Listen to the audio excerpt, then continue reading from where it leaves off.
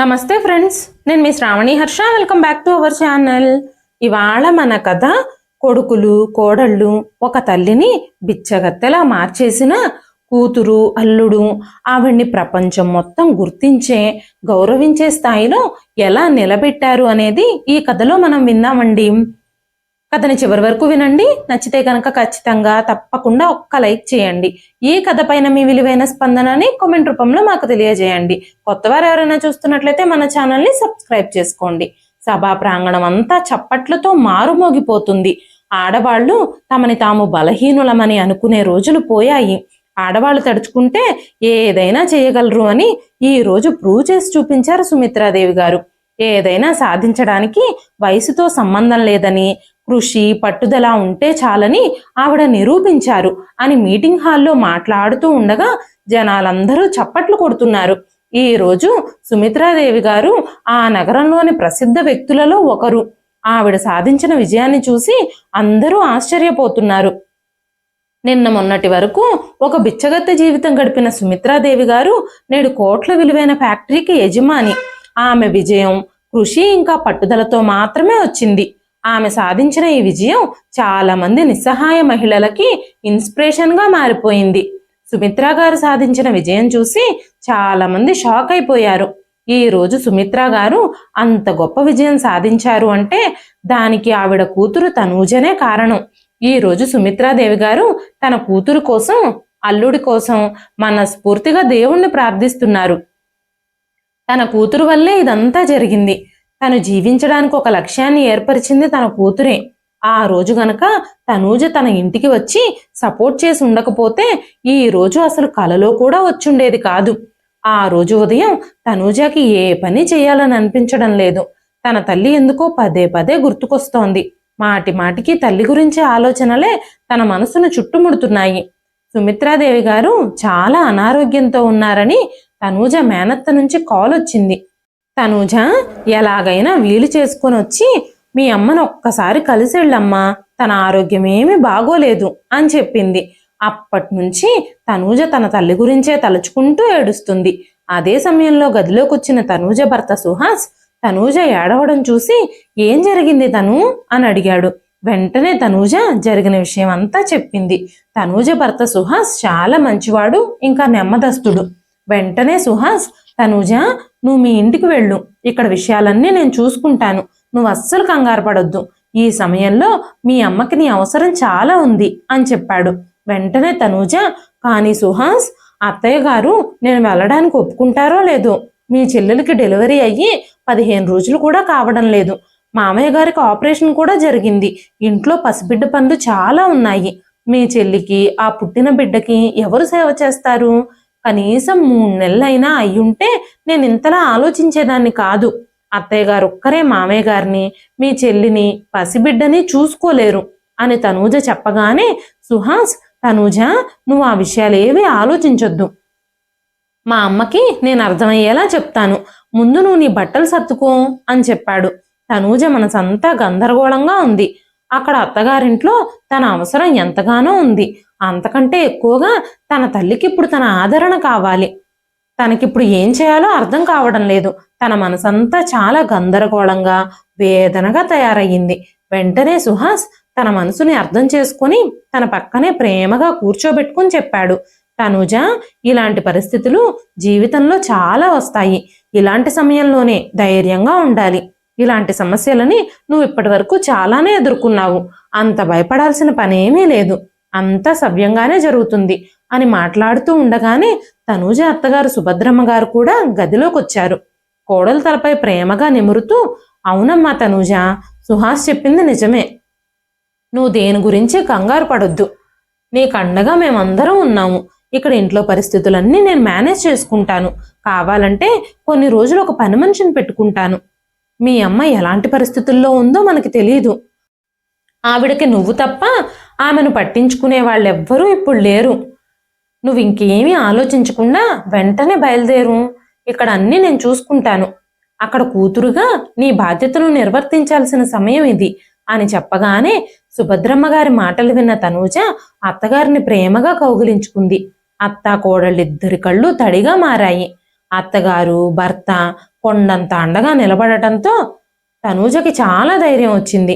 ఆ రోజు రాత్రి 8ంటికి ట్రైన్ ఉంది. సుహాస్ తనూజని తీసుకెళ్లి ట్రైన్ ఎక్కించాడు. ఉదయం వరకు ప్రయాణం చేయాలి కాబట్టి తనూజ ట్రైన్ ఎక్కగానే దుప్పటి కప్పుకొని కళ్ళు మూసుకుని పడుకుంది. తన కళ్ళకి ఆ రోజు నిద్ర చాలా దూరం అయింది. కళ్ళు మూసుకుంటే తన తల్లి నిస్సహాయ ముఖమే మళ్ళీ మళ్ళీ ఎదురుగా కనిపిస్తోంది. తన తల్లి ఇప్పుడు ఎలాంటి పరిస్థితుల్లో ఉందో తలుచుకొని తనూజకి కన్నీళ్లొచ్చాయి. అలా ఆలోచించుకుంటూనే తనూజ నెమ్మదిగా గతంలోకి జారుకుంది. 2 అన్నయ్యల తరువాత ఆ ఇంట్లో 3వ సంతానంగా జన్మించింది తనూజ. సుమిత్ర గారి భర్త శివరాం గారు 2 కొడుకుల తర్వాత పుట్టిన కూతుర్ని చాలా ప్రేమించేవారు. సాక్షాత్తు ఆ మహాలక్ష్మి పుట్టిందని కూతుర్ని కింద కూడా పెట్టేవారు కాదు. తనూజ అంటే ఆయనకి ప్రాణం. కొడుకులిద్దరూ అంటే తల్లికి ప్రాణం. తనూజ కోసం శివరాం గారు సుమిత్రాదేవి గారితో కూడా గొడవ పడేవారు. ఎందుకంటే సుమిత్రాదేవి గారు ఆడపిల్లలు పెళ్లిళ్ళు చేసుకుని ఏదో ఒక రోజు మనల్ని విడిచిపెట్టి వెళ్ళిపోతారండి. వృద్ధాప్యంలో కొడుకులు మాత్రమే మన బాధ్యతల్ని స్వీకరిస్తారు. ఎప్పుడు చూసినా మీరు కూతుర్నే నెత్తికెక్కించుకుంటున్నారు. కూతురు మీద అంత ప్రేమ పెంచుకోకండి. తన అత్తారింటికి వెళ్ళినప్పుడు మీరే బాధపడతారు అని చెబుతూ ఉండేవారు సుమిత్రాదేవి గారు.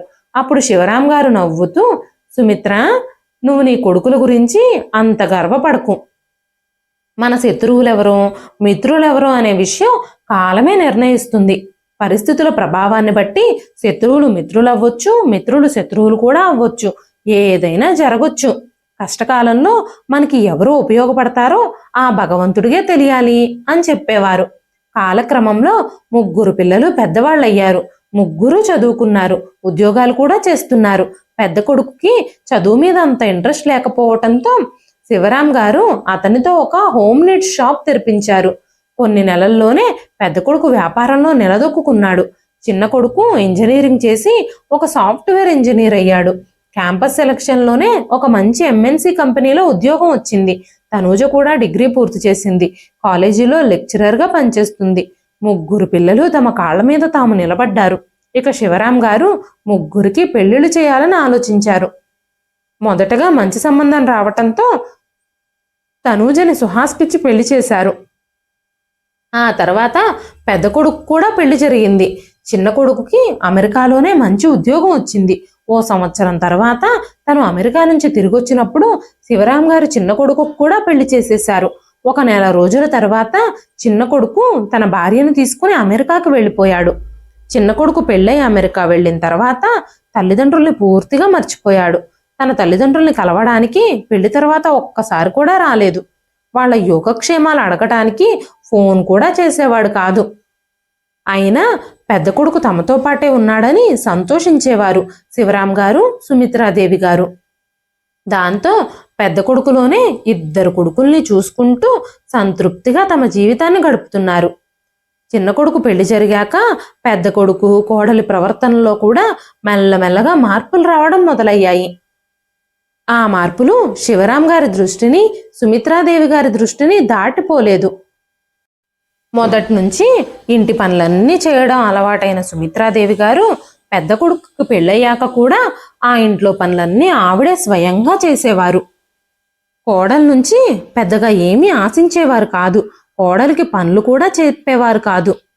పెద్ద కోడలు లక్ష్మి కడుపుతో ఉన్నప్పుడు చాలా జాగ్రత్తగా చూసుకునేవారు. కనీసం పురిటికి పుట్టింటికి కూడా పంపకుండా 2 పురుళ్ళు ఆవిడే పోశారు. పుట్టిన బిడ్డల ఆలన పాలన, ఇంటి పనులు, వయసు పెరుగుతూ శరీరంలో శక్తి సన్నగిల్లుతున్నా ఎంతో ఓర్పుతో చేసుకుంటూ వచ్చారు. లక్ష్మి ఇంట్లో ఒక్క పని కూడా చేసేది కాదు. అత్తగారి మంచితనాన్ని అలుసుగా తీసుకొని అన్ని పనులు ఆవిడకే చెప్పి చేయించుకునేది. తనకి పిల్లల్ని చూసుకోవడం కూడా సరిగ్గా రాదు. పిల్లల బాధ్యత కూడా అత్తగారి మీదే వదిలేసేది.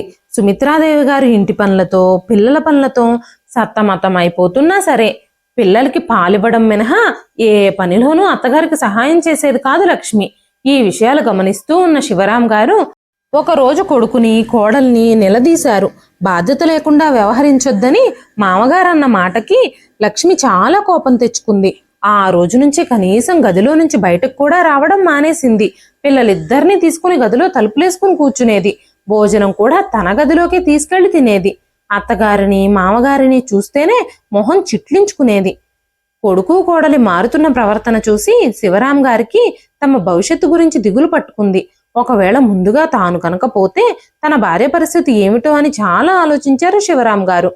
చాలా ఆలోచించి ఆయన ఒక నిర్ణయం తీసుకున్నారు. ఆ నిర్ణయాన్ని కొడుకులకు కూడా చెప్పలేదు. ఒకరోజు రాత్రి తెల్లవారుజామున అకస్మాత్తుగా శివరాం గారికి హార్ట్అటాక్ వచ్చింది. సుమిత్రాదేవి గారు పరిగెత్తుకుంటూ వెళ్లి పెద్ద కొడుకు గది తలుపులు కొట్టారు. కొడుకు కోడలు భయం భయంగా లేచి శివరాం గారిని హాస్పిటల్కి తీసుకెళ్లారు. కానీ హాస్పిటల్కి చేరుకున్నాక అక్కడ డాక్టర్ శివరాం గారు దారిలోనే మరణించారని చెప్పారు. ఒక్క అరగంటలోనే సుమిత్రాదేవి గారి జీవితం మొత్తం తలకిందులైపోయింది. దేవుడు తన సంతోషాలన్నింటినీ లాగేసుకుంటున్నట్టు అనిపించింది. శివరాం గారు ఈ లోకాన్ని విడిచిపెట్టి వెళ్లిపోవటంతో సుమిత్రాదేవి గారికి పెద్ద షాకే తగిలింది. ఆవిడ నిస్సహాయంగా ఉన్న చోటే నేల మీద కుప్పకూలిపోయింది. తండ్రి చనిపోయాడు అన్న వార్త తెలుసుకున్న చిన్న కొడుకు అమెరికా నుంచి ఆగమేఘాల మీద వచ్చాడు. పెద్ద కొడుకు కోడలు సుమిత్రాదేవి గారికి శివరాం గారు ఉన్నప్పుడే విలువివ్వడం మానేశారు. ఇప్పుడు ఆవిడ పరిస్థితి ఎలా తయారవుతుందోనని సుమిత్రాదేవి గారికి కూడా బెంగగా అనిపించింది. చిన్న కొడుకు ఒక్కసారి కూడా అమ్మా, నాన్న లేని ఇంట్లో ఉంటే నీకు నాన్నగారి జ్ఞాపకాలు పదే పదే గుర్తుకొస్తాయి. కొన్ని రోజులు మా ఇంట్లో ఉందు గాని నువ్వు కూడా మాతో పాటు అమెరికా రా అమ్మా, ప్లేస్ మారితే నీకు కాస్త రిలీఫ్గా ఉంటుందేమో అని ఒక్కసారి కూడా అడగలేదు. కూతురు తనూజ సుమిత్రాదేవి గారిని తనతో రమ్మని చాలాసార్లు బతిమాలింది. అయినా సరే ఇద్దరు కొడుకులుండగా కూతురుతో వెళ్లడం భావ్యం కాదని, సమాజం తన గురించి తప్పుగా అనుకుంటుందని, తల్లిదండ్రులు అల్లుడింట్లో ఉండడం అంత మంచిది కాదని చెప్పి సుమిత్రాదేవి గారు కూతురింటికి వెళ్ళలేకపోయారు. తండ్రికి జరపాల్సిన లాంఛనాలన్నీ పూర్తయిన వెంటనే చిన్న కొడుకు విదేశాలకు తిరిగి వెళ్ళిపోయాడు. సుమిత్రాదేవి గారు తన భర్త మరణం వల్ల వచ్చిన దుఃఖం నుంచి కోలుకోలేకపోయారు. ఇప్పుడు ఆ ఇంట్లో ఆవిడ దిక్కులేని ఒంటరి పక్షిలా మిగిలిపోయారు. శివరాం గారు తనకి దూరమైన బాధతో సుమిత్రాదేవి గారు తన గదిలో నుంచి బయటకు రాలేకపోయారు. అత్తగారు మునుపటిలాగా ఇంటి పనులేవి చెయ్యకపోవడంతో లక్ష్మి కోపం అత్తగారిపై మరింత పెరిగింది. తనే వంట చేయడం, ఇంటి పనులు చేసుకోవాల్సి రావడంతో అత్తగారికి కనీసం భోజనం కూడా పెట్టేది కాదు లక్ష్మి. ఆవిడ బాధతో ఏడుస్తూ గదిలోనే కూర్చున్నా భోజనం చేయమని కొడుకు గాని కోడలు గాని ఎవ్వరూ అడిగేవారు కాదు. ఆకలితో భర్త దూరమైన బాధతో మెల్లమెల్లగా ఆవిడ ఆరోగ్యం క్షీణిస్తూ వచ్చింది. ఒకరోజు సుమిత్ర గారు ఆకలితో నీరసంతో కళ్ళు తిరిగిపోతూ ఉంటే కోడల్ని భోజనం పెట్టమని అడిగారు. కోడలు సమాధానం కూడా చెప్పలేదు. మొహం తిప్పుకొని గదిలోకి వెళ్ళిపోయింది. వంటగదిలోకి వెళ్ళి తినడానికి ఏమైనా దొరుకుతాయేమోనని చాలాసేపు ఆశగా వెతికారు సుమిత్రాదేవి గారు. కానీ వంటగదిలో తినడానికి ఏమీ లేవు. వంట పాత్రలన్నీ ఖాళీగానే పెట్టింది కోడలు. కాసేపటి తర్వాత కోడలు వంట చేసి భోజనం చేసేసి అత్తగారికి భోజనం కూడా పెట్టకుండా వంటగదికి తాళాలేసేసింది. ఏం చెయ్యాలో అర్థం కాని సుమిత్రాదేవి గారు పక్కన వాళ్ళ ఇళ్లల్లో ఇరుగు పొరుగు వాళ్ళ దగ్గర నుంచి భోజనం అడిగి ఆ రోజుకు కడుపు నింపుకున్నారు. అలా కొద్ది రోజుల్లోనే సరైన తిండి లేక, పట్టించుకునే దిక్కు లేక, మాట్లాడే మనిషి లేక ఆవిడ మంచానికే పరిమితమైపోయింది. పెద్ద కోడలు ఇప్పుడు ఆవిడికి సేవ చేయడానికి కూడా విసుగు చెందుతుంది. చిన్న కోడలు చిన్న కొడుకు ఈవిడ బాధ్యత తీసుకోకుండా వాళ్ళ దారిన వాళ్ళు వెళ్ళిపోయారు. ఈవిడకు నేను మాత్రమే ఎందుకు సేవ చేయాలి అంటూ పెద్ద కోడలు మాటి మాటికి విసుక్కునేది. ఊర్లో ఉన్నంత మాత్రాన ఈవిడ బాధ్యత మేము తీసుకుంటామని ఏమన్నా కాంట్రాక్ట్ రాసిచ్చామా? చిన్నప్పటి నుంచి ఇద్దరు కొడుకుల్ని సమానంగానే పెంచారు కదా మామయ్య గారు, బాధ్యత మాత్రం పెద్ద కొడుకే తీసుకోవాలా అని చెప్పి అత్తగారి బాధ్యతలు తీసుకోవడం పూర్తిగా వదిలేసింది. కొడుకు కోడలి పెత్తనంలో భిక్షగత్త కంటే దుర్భరమైన జీవితాన్ని గడుపుతున్న సుమిత్ర గారిని చూసి జాలిపడిన పొరుగింటావిడ దూరపు బంధువు తనూజకి ఫోన్ చేసి తల్లి పరిస్థితి గురించి చెప్పి ఒక్కసారి వచ్చి కలవమంది. ఇంతలో రైలు హారన్ వేయడంతో తనూజ గతం నుంచి బయటకు వచ్చింది. అప్పుడే తెల్లవారింది. తను దిగాల్సిన స్టేషన్ కూడా వచ్చేసింది. తను ఇంటికి చేరుకొని సుమిత్రాదేవి గారిని చూసినప్పుడు తనూజకి తల్లి పరిస్థితి చూసి చాలా జాలి కలిగింది. తను ఊహించని పరిస్థితుల్లో తల్లి అలా పడుండడం చూసి తనూజకి దుఃఖం ఆగలేదు. తన కళ్ళల్లోంచి కన్నీళ్లు కారడం ప్రారంభించాయి. తనూజ తన వదినతో, వదినా ఏంటిది, మా నాన్న చనిపోయి కొద్ది రోజులు కూడా గడవక ముందే మా అమ్మని ఇలాంటి పరిస్థితికి తీసుకొచ్చారు మీరు. అమ్మనంత మురికిగా ఉన్న మంచం మీద పడుకోబెట్టారు. ఆవిడ ముందు నుంచే అనారోగ్యంతో ఉంది. ఇలా కొంచెం కూడా శుభ్రం లేకుండా ఉంటే ఆవిడ ఆరోగ్యం అంతకంతకి దిగజారుతూ ఉంటుంది కదా. ఇలా అమ్మను పట్టించుకోకుండా వదిలేస్తే ఎలాగా అనగానే తనూజ పెద్ద వదిన లక్ష్మి, ఇన్ని రోజులు మీ అమ్మకి నేనే సేవ చేశానమ్మా. కనీసం అమెరికా నుంచి ఆవిడ ఎలా ఉంది అని తొంగి కూడా చూడట్లేదు చిన్న కొడుకు కోడలు. వాళ్ళిద్దరినీ వదిలేసి నువ్వింకా మమ్మల్నే అంటున్నావా అని అడిగింది. వెంటనే తనూజ, ఏం మాట్లాడుతున్నావు వదినా నువ్వు? ఇన్ని రోజులు అమ్మ ఆరోగ్యంగా ఉన్నప్పుడు ఇంటి పనులన్నీ నిన్ను కూడా చేయనివ్వకుండా అందరినీ కూర్చోబెట్టి స్వయంగా చేసేది. మీ ఇద్దరు పిల్లల్ని కూడా అమ్మే చూసుకుంది. పిల్లల బాధ్యత కూడా అమ్మ మీదే వదిలేసి నువ్వు ఎంత నిశ్చింతగా ఉండేదానివో నీకు గుర్తులేదా? మీ ఇద్దరు పిల్లలకి అమ్మే నూనెతో మసాజ్ చేసి సున్నిపిండితో స్నానం చేపించేది. మీ పిల్లలు పాస్కెళ్ళినా బాత్రూమ్కి వెళ్ళినా మా అమ్మే శుభ్రం చేసేది. నువ్వు తెలివిగా నీ పనులన్నీ చేయించుకొని ఇప్పుడు మా అమ్మ తన పనులు తాను చేసుకోలేని పరిస్థితుల్లో ఉన్నప్పుడు ఇప్పుడు నువ్వు తెలివిగా పక్కకు తప్పుకుందాం అనుకుంటున్నావా? మా అమ్మని ఒంటరిగా ఈ గదిలో ఈ మూలను పడేశారు. ఆవిడ తినే కంచం గ్లాసు కూడా వేరుగా పెట్టావు నువ్వు.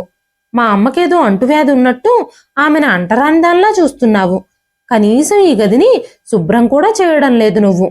మంచం కూడా శుభ్రం చేయడం లేదు. మంచం మీద బెడ్షీట్ మార్చి ఎన్ని రోజులైందో. ఈ గదంతా మురికి వాసన వస్తుంది. ఎవ్వరూ ఈ గదిలో కాసేపు కూడా ఉండడానికి ఇష్టపడరు. మా అమ్మ ఈ వాసనలో ఈ మురికిలో ఎలా ఉంటుందని నువ్వు అనుకుంటున్నావు? మా అమ్మ విషయంలో ఇంత వివక్ష చూపడం కరెక్ట్ కాదు అనగానే లక్ష్మి కోపంగా, మీ అమ్మ మీద అంత ప్రేమే గనక ఉండుంటే ఆవిడకు నువ్వే సేవలు చేసుకో, నా మీద అరిస్తే కుదరదు. నువ్వు ఇంటి ఆడపడుచువు కాబట్టి నీకు ఈ ఇంట్లో వదినల మీద అరిచే హక్కు అధికారాలు ఉన్నాయని నువ్వు అనుకుంటున్నావేమో. పెళ్లి చేసుకుని వేరే ఇంటికి వెళ్ళిపోయిన ఆడపిల్ల పుట్టింటికి చుట్టం చూపుగా వచ్చి అన్నదమ్ములు వదినలు ప్రేమగా ఏమన్నా పెడితే నోరు మూసుకుని తీసుకెళ్లాలి తప్ప వాళ్ళని క్వశ్చన్ చేసే హక్కు ఉండదు అని అక్కడి నుంచి విసవిసా వెళ్ళిపోయింది లక్ష్మి. తనూజ తన తల్లి పరిస్థితి చూసి కన్నీళ్లు పెట్టుకుంది. తల్లిని పెరట్లో వేరే మంచం మీద పడుకోబెట్టి ఆ గది మొత్తం శుభ్రం చేసింది. తన తల్లి మంచాన్ని ఆ గదిలో నుంచి తీసేసి దాని స్థానంలో ఇంకో మంచం వేసి తల్లికి స్నానం చేయించి శుభ్రమైన బట్టలు వేసి జుట్టుకు నూనె రాసి జడేసింది. తన తల్లిని గదిలోకి తీసుకెళ్లి బెడ్ మీద పడుకోబెట్టింది. తనూజ కూడా తల్లి పక్కనే కూర్చుంది. సుమిత్రాదేవి గారిని డాక్టర్ దగ్గరికి తీసుకెళ్లి ఆవిడికి మంచి ట్రీట్మెంట్ ఇప్పించింది. రోజు క్రమం తప్పకుండా మందులిస్తూ ఆవిడికి మంచి ఆహారం పెడుతూ తల్లిని కంటికి రెప్పలా చూసుకోవడం మొదలుపెట్టింది. ఒక వారం రోజుల్లోనే సుమిత్రాదేవి గారి ఆరోగ్యం మెరుగుపడ్డం చూసి తనూజ తన కష్టానికి ఫలితం దక్కిందని సంతోషించింది.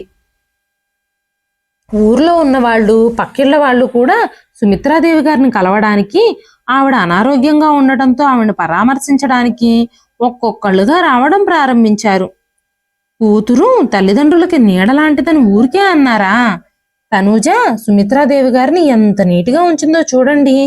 కూతురు వచ్చే వరకు కనీసం కుక్కలు కూడా ఆవిడ పక్కన నిలబడ్డానికి ఇష్టపడలేనంత భయంకరమైన పరిస్థితుల్లో ఉంది ఆవిడ. ఎవ్వరూ ఆవిడ్ని కలవడానికి కూడా ఇష్టపడలేదు. ఆవిడ్ని చూసిన వాళ్ళందరూ ఆవిడకి ఏదో అంటువ్యాధి ఉందని, ఏదో అంటువ్యాధితో ఆవిడ బాధపడుతున్నట్టుగా వాళ్ళందరికీ అనిపించింది. కోడలు కూడా తనని గదిలోనే బంధించి ఎవ్వరినీ కలవడానికి అనుమతిచ్చేది కాదు అని అందరూ మాట్లాడుకోవడం మొదలుపెట్టారు. తన కూతురు తనకి చేసిన సేవలు చూసి సుమిత్రాదేవి గారి కళ్ళల్లో నీళ్లు తిరిగాయి. తనూజను కౌగిలించుకొని, అమ్మా తను, నువ్వు నాకు కొత్త జీవితాన్ని ప్రసాదించావు. కాళ్ళు చేతులు కూడా కదపలేని పరిస్థితుల్లో మంచం మీద పడి ఉన్న నన్ను ఈ రోజు కనీసం లేచి కూర్చునేలా చేశావు. తెలివిగా తమ అవసరాలు తీర్చుకొని కోడలు నన్ను పక్కకు నెట్టేసింది అని చెప్పి కన్నీళ్లు పెట్టుకున్నారు సుమిత్రాదేవి గారు. వెంటనే తనూజ, అమ్మా ఇక నువ్విక్కడ ఒంటరిగా ఉండడం నీ ఆరోగ్యానికి అంత మంచిది కాదు. నిన్నిక్కడ ఎవ్వరూ చూసుకోరు అనే విషయం నాకు అర్థమైపోయింది. అన్నయ్య వదినలో నీ బాధ్యత తీసుకునే ఆలోచనలో అస్సలు లేరు. నేను నీతో పాటు ఇక్కడ ఎక్కువ రోజులు ఉండలేనమ్మా. మా అత్తగారింట్లో నాకు బాధ్యతలు చాలా ఉన్నాయి. నువ్వు అనారోగ్యంతో ఉన్నావని ఇంటి బాధ్యతలన్నీ మా అత్తగారి మీద వదిలేసి నేను నీ దగ్గరకు వచ్చాను. నువ్వు నాతో పాటు వచ్చేస్తే నిన్ను కూడా మా ఇంట్లోనే ఉంచుకుని చూసుకుంటాను. ఈ మాట నేను కాదు, స్వయంగా మా అత్తగారు, నా భర్తే నాకు బయలుదేరేటప్పుడు చెప్పి పంపించారు. మీ అమ్మ ఆరోగ్యం కొంచెం కోలుకున్నాక మన ఇంటికి తీసుకొచ్చేసేయి, ఆవిడ మనతో పాటే కలిసి ఉంటుంది అని మా అత్తగారు పదే పదే చెప్పారమ్మా. నువ్వు వాళ్ళు ఏమనుకుంటారో అని బాధపడాల్సిన పని కూడా లేదమ్మా అని చెప్పింది తనూజ. తర్వాత రోజు తనూజ తన అన్నయ్య వదినలతో, అన్నయ్య, ఇక్కడ అమ్మని చూసుకోవడానికి ఎవ్వరూ లేరు కాబట్టి నేను అమ్మని నాతో పాటు తీసుకెళ్దాం అనుకుంటున్నాను అని చెప్పింది. అందుకు లక్ష్మి, మీ నాన్నగారు మీ అమ్మ పేరు మీద ఏమైనా ఆస్తులు రాశారేమో, మీ అమ్మకి ఉన్న నగలన్నీ నొక్కేద్దామని మంచి ప్లానే వేశావుగా అంది వెటకారంగా. వెంటనే తనూజ కోపంగా, ఈ రోజుకి మీరు నిలబడ్డ స్థలం కూడా మా అమ్మా నాన్నలు కష్టపడి సంపాదించిన కష్టార్జితం. కానీ ఈ ఇంట్లో మా అమ్మకి కనీసం ఒక శుభ్రమైన మంచం కూడా ఇవ్వలేదు మీరు. మీ పిల్లలకి రోజు స్నానాలు చేయించి మసాజులు చేసి పౌడర్లు అద్ది నీట్గా రెడీ చేసే మా అమ్మకి మంచంలో ఉంటే ఒక్కరోజు కూడా స్నానం చేయించడానికి మీకు చేతులు రాలేదు. మా అమ్మని జాగ్రత్తగా చూసుకోవాలని మీకు అనిపించలేదు. మీ ఇద్దరి సమక్షంలో అమ్మ క్షేమంగా ఉంటుందని నాకు అనిపించడం లేదు. కొడుకుగా నువ్వు నీ బాధ్యతలు మర్చిపోయినా కూతురుగా నేను మా అమ్మని కావాలనుకుంటున్నాను. తన బాధ్యతని, తన కర్తవ్యాన్ని నేనే నెరవేర్చాలి అని అనుకుంటున్నాను. కొడుకులిద్దరూ ఒకరిపై ఒకరు వాదాలు వేసుకొని తల్లి బాధ్యతల నుంచి తప్పుకోవాలనుకుంటున్నా అమ్మకి కూతురు నేనున్నాను. అమ్మ బాధ్యత నేను తీసుకుంటాను. ఈ ఆస్తుపాస్తుల మీద, అమ్మ నగల మీద నాకు ఎలాంటి ఆశ లేదు. కావాలంటే వాటిని మీరే తీసేసుకోండి. నాకు మీ ఆస్తిలో చిల్లిగవ్వ కూడా అవసరం లేదు. నాకు మా అమ్మే కావాలి. కొన్ని రోజులు అమ్మ కాళ్ళు చేతులు పనిచేయకపోవటంతో అమ్మని ఒక బిచ్చకత్తెలా మార్చేశారు మీరు. ఇంకొన్ని రోజులు నేను ఇక్కడికి రాకుండా ఉండుంటే అమ్మకి రోడ్లపై ముష్టెత్తుకునే జీవితం కూడా ఇచ్చేవారు మీరు అని తనూజ అనగానే సుమిత్రాదేవి గారు, అవును తను, నువ్వు కరెక్ట్గానే చెప్పావు. నేనిక్కడ ఈ ఇంట్లో ఒక్క క్షణం కూడా ఉండలేను. ఎన్నో రోజుల నుంచి నాకు ముళ్ళ మీద పడుకున్నట్టుగా అనిపిస్తుంది. మీ అన్నయ్య వదిన మంచంలో ఉండి నేను ఆకలితో అలమటించేలా చేశారు. భోజనం కోసం ఎదురు చూసేలా తహతహలాడేలా చేశారు. జంతువులకి, అంటరాని వాళ్ళకి, ముష్టి వాళ్ళకి విసిరేసినట్టుగా మొహం మీదకి నా ప్లేటు విసిరేశారు అని చెప్పి ఏడవడం మొదలుపెట్టారు. వెంటనే తనూజ, అమ్మా నువ్వేం బాధపడకు, నేను నిన్నెప్పటికీ వదిలిపెట్టను అని చెప్పి తన తల్లి వస్తువులన్నీ సర్దడం మొదలుపెట్టింది. సుమిత్రాదేవి గారు మెల్లగా లేచి తన పెట్టెలో ఉన్న ఇంపార్టెంట్ డాక్యుమెంట్స్ అన్నీ తీసుకున్నారు. వెంటనే సుమిత్రాదేవి గారు ఆ డాక్యుమెంట్స్ని కొడుకుకు చూపించి, బాబు, మీ నాన్నగారు మీ స్వార్థాన్ని ముందుగానే ఆలోచించి ఒక నిర్ణయం తీసుకున్నారు. ఈ విషయం మీకు ఇప్పటి వరకు తెలియదు. నాకంటే ముందుగా ఆయన వెళ్ళిపోతే నేను ఇబ్బంది పడకూడదని ఈ పని చేశారు. ఈ ఇల్లు ఇంకా ఈ షాపు అన్నీ నా పేరు మీదే ఉన్నాయి. కొడుకుగా నీ కర్తవ్యాన్ని నువ్వు నెరవేర్చలేకపోయావు కాబట్టి ఇల్లుని, ఈ షాప్ని నీకు ఇవ్వాలని నేను అనుకోవడం లేదు. ఈ ఇంటి మీద కానీ ఆ షాప్ మీద కానీ ఈ రోజు నుంచి మీకు ఎలాంటి హక్కు లేదు. నేను ఈ ఇంటి నుంచి మిమ్మల్ని బయటికి గెంటేయాలి అని అనుకుంటున్నాను. కానీ ఒక తల్లిగా నా పిల్లలు మనవలు నిలువ నీడలేక ఇంటింటికి తిరగడం నేను చూడలేను అని చెప్పగానే ఆ మాటలు విన్న పెద్ద కొడుకు దిగ్భ్రాంతికి గురయ్యాడు. మీకు 1 సంవత్సరం టైం ఇస్తున్నాను. మీరు వేరే ఇల్లు కట్టుకునే వరకు ఈ ఇంట్లోనే ఉండొచ్చు. షాప్కి, ఇంటికి ఈ సంవత్సరానికి నాకు రెంట్ కట్టాల్సి ఉంటుంది. సంవత్సరం తర్వాత ఈ ఇంటిని నేను వృద్ధాశ్రమంగా మార్చాలి అని అనుకుంటున్నాను. ఆ షాపు, నాకున్న నగలు అమ్మేసి ఆశ్రమ నిర్వహణ కోసం విరాళంగా ఇవ్వాలనుకుంటున్నాను.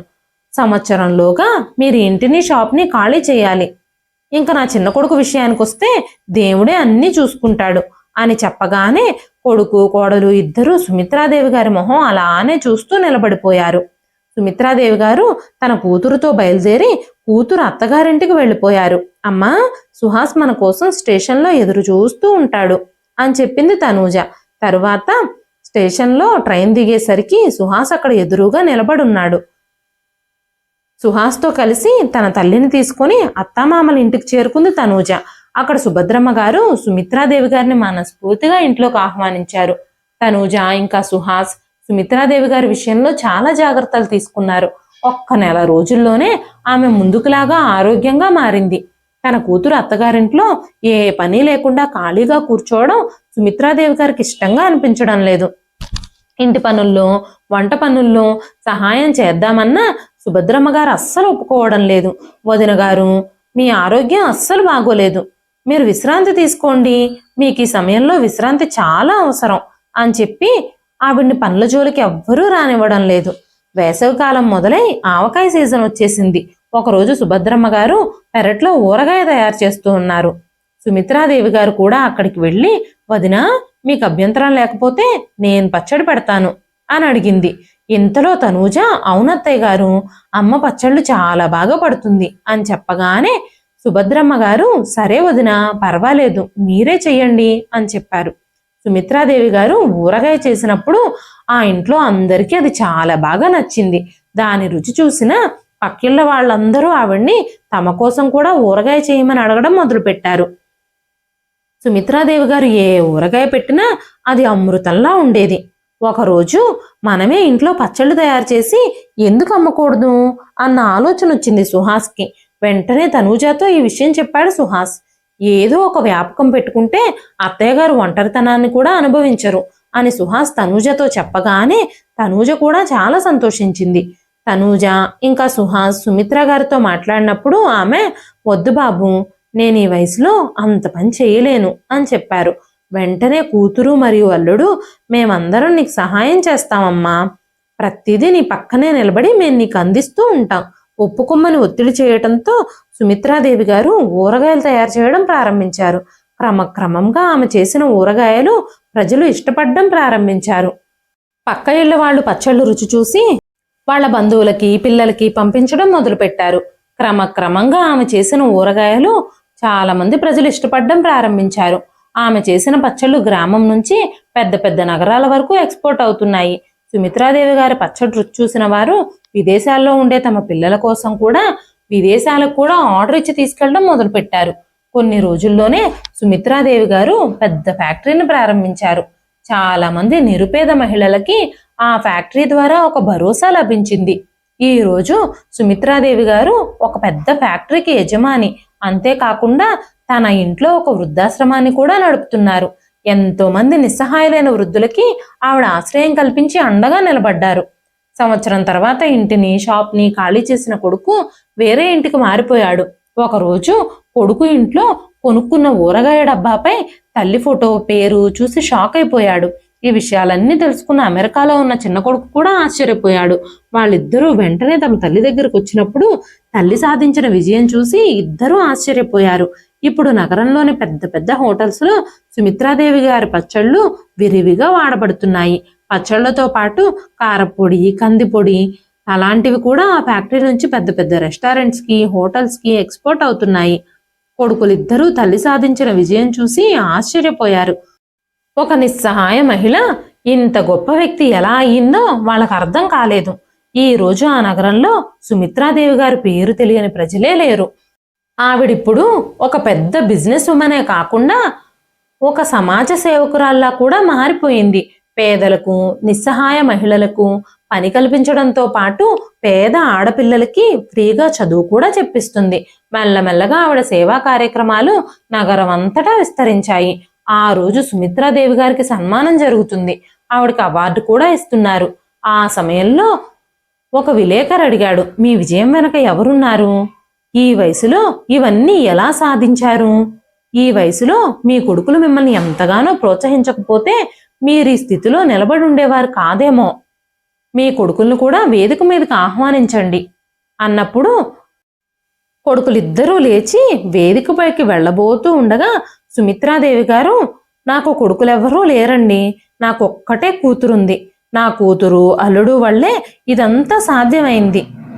నేను జీవించడానికి ఒక కారణం, నా జీవితానికి ఒక అర్థం, జీవితంలో నాకు ఒక లక్ష్యం ఏర్పడడానికి నా కూతురు, అల్లుడే కారణం. నా సక్సెస్కు సంబంధించిన క్రెడిట్ అంతా నా కూతురికి, నా అల్లుడికే చెందుతుంది అని చెప్పి సుమిత్రాదేవి గారు కూతుర్ని, అల్లుణ్ణి వేదిక మీదకి పిలిచి వాళ్ళని కౌగిలించుకున్నారు. సభా ప్రాంగణం అంతా చప్పట్లతో ప్రతిధ్వనించింది. సన్మాన కార్యక్రమం పూర్తయిన తర్వాత సుమిత్రాదేవి గారు తన కూతురు, అల్లుడు, వారి కుటుంబంతో సహా అక్కడి నుంచి బయలుదేరి వెళ్ళిపోబోతూ ఉన్నప్పుడు ఆమె కొడుకు, కోడలు ఆమెను వెనక నుంచి పిలుస్తూనే ఉన్నారు. కానీ సుమిత్రాదేవి గారు వాళ్ళని వెనక్కి తిరిగి కూడా చూడలేదు. వాళ్ళ మాటలు అస్సలు వినిపించుకోలేదు. ఆవిడ గబగబా బయటకొచ్చి కారెక్కి అక్కడి నుంచి వెళ్ళిపోయింది. కొడుకు కోడలు తమ తల్లితో ఎంత దుర్మార్గంగా ప్రవర్తించారో అనే విషయం అందరికీ తెలిసిపోవడంతో అందరూ కొడుకు కోడల్ని మొహంపైనే అవమానించడం ప్రారంభించారు. కొడుకు కోడలు ఇబ్బంది పడుతూ అక్కడి నుంచి వెళ్ళిపోయారు. సుమిత్రాదేవి గారు మాత్రం తన జీవితాంతం కొడుకుల వైపు కన్నెత్తి కూడా చూడలేదు. ఆమె కృషి పట్టుదల అంకిత భావంతో పనిచేస్తూ ఇంకా ఇంకా ఎదుగుతూనే ఉన్నారు.